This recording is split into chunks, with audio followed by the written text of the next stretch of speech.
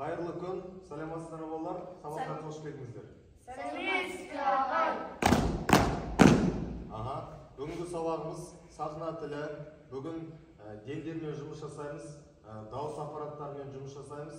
Сабағымызды бастамас бұрын бірінші жақсылап денемізді қыздырып алайық. Жақсы ма? Ал, кет.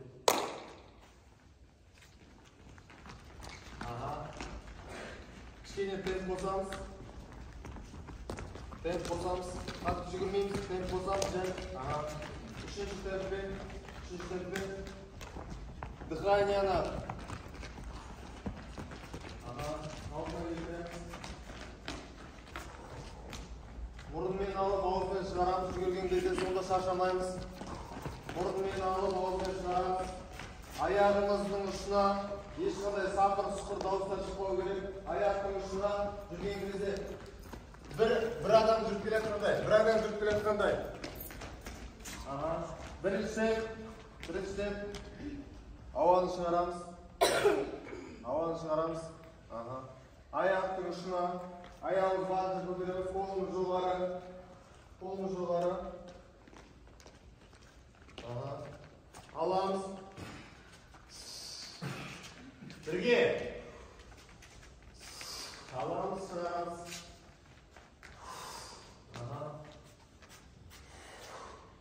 Мұрынмен аламыз, ауызбен шығарсаймыз, жаман ауан. Мұрынмен аламыз, ауызбен шығарсаймыз. Кет өкшеге. Қолымыз белімізде.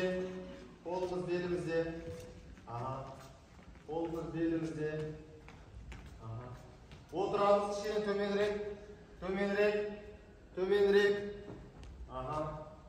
қолымыз белімізде. Төменірек. Жақсы.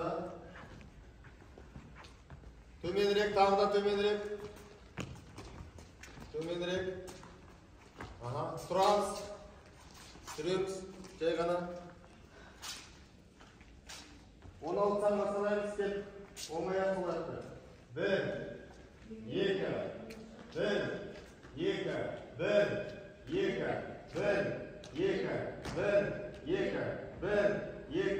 1.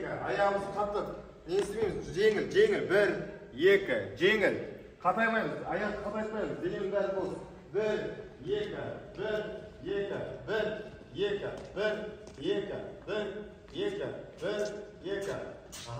Жүреміз. Ауаның бәрін шығарып тастаңыздар. Ауаның барлығын шығарып тастаймыз.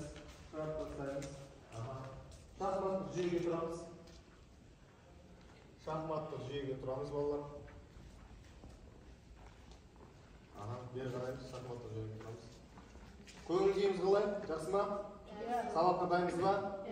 Кішкене осы денеміз қызды ма? Бүгін сахна тілі сабағынан дем аппараттарына, тыныс алу аппараттарына жаттығулар жасаймыз.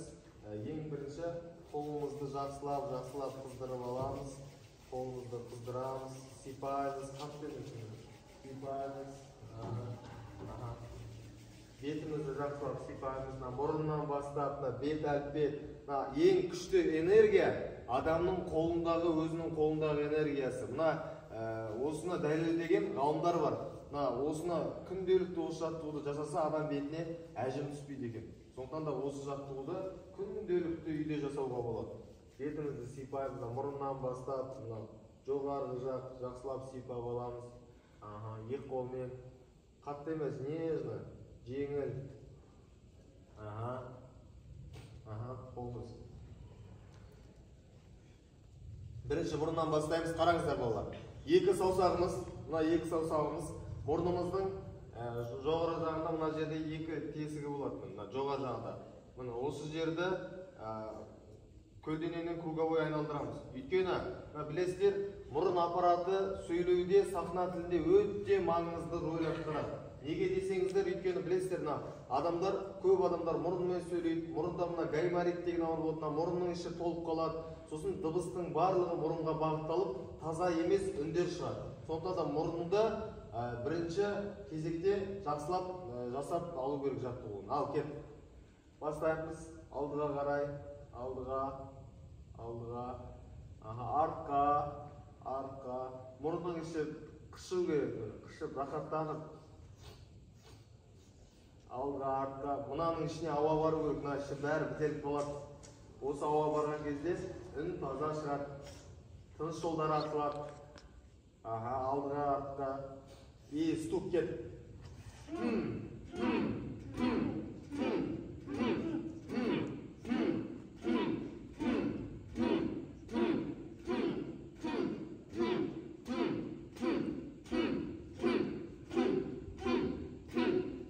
Молодец.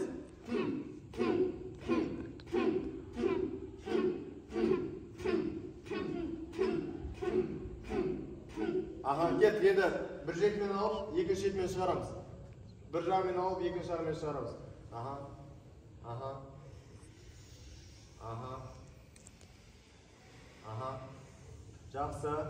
Жақсы. Ал, балалар сұрақ қойыңызшы. Тыныс алуда тағы да бір қандай мұрыннан басқа тағы да қай жердің рөлі маңызды? Осы біздің бет әлпетіміздегі қай жер маңызды? Еркебай, сіздің ойыңызша? Ауыз, ауыз аппараты.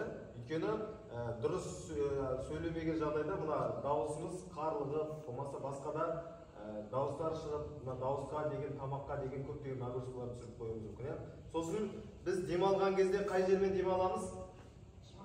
Мына іштің астында көгет деген болады. Осы көгетпен аламыз, көгетпен шығамыз. Өйткені әр жерде мысалы вокалистер, жаңағы оперный әншілер, әр түрлі жанрдағы адамдар әртүрлі. Біреулері мына кеудемен алады, біреулері ішпен алады. Мысалы вокалдағылар мысалы жаңағы оперный әншілер ішпен алады, өйткені оның демі ұзаққа жету үшін, оның әндері ұзақ қой. Сондықтан да әркім әртүрлі. Ал біз актер шеберлік мамандағы қыздар мен жігіттер ол мына көгетке аламыз. Көгет дейді қазақшасы. Ал, кет, насос деген жаттығуды алдында бір жасадық қой. Бұл жаттығуды неге жасайды деп ойлайсыздар? Не үшін пайдалы сіздердің ойларыңызша, өз ойларыңыз? Іштің қатаюы. Демнің қатаюы, дұрыс айтасыз. Тағы, Аяша не ойлайсыз? Демнің таза шығып, таза қабылдау. Таза дем шығу үшін, таза болу үшін, көгетті қатайту үшін. Ал олай болса насосты жасайық. Оң аяғымыз алда. Кет, мұрынның жаттығулары әлі болып жатыр бізде. Мұрынмен, ауызбен шығарамыз да, мұрынмен аламыз. Кет. Шумно.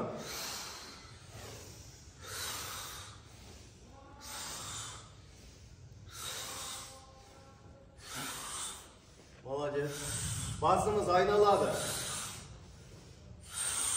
Жарайсыңдар. Басымыз айналу керек.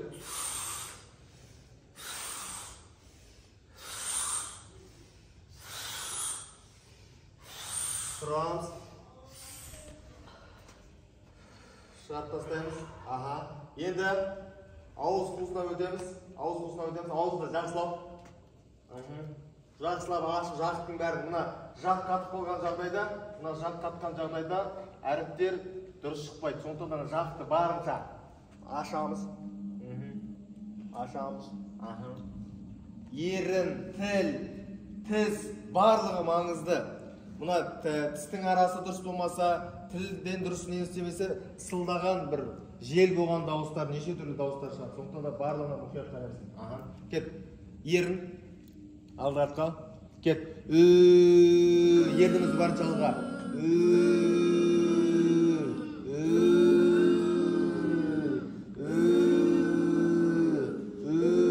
Кет. Тіліміз алдыға артқа.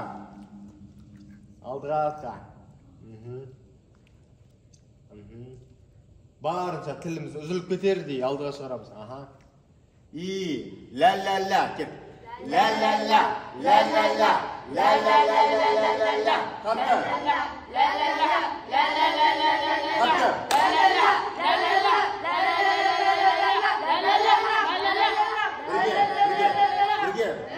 Бірге жасау керек. Бәріміз бір механизм, бір организм. Ля-ля-ля. Ля-ля-ля. Ля-ля-ля. Ал. Кет. Әрмен қарай жалғастырайық.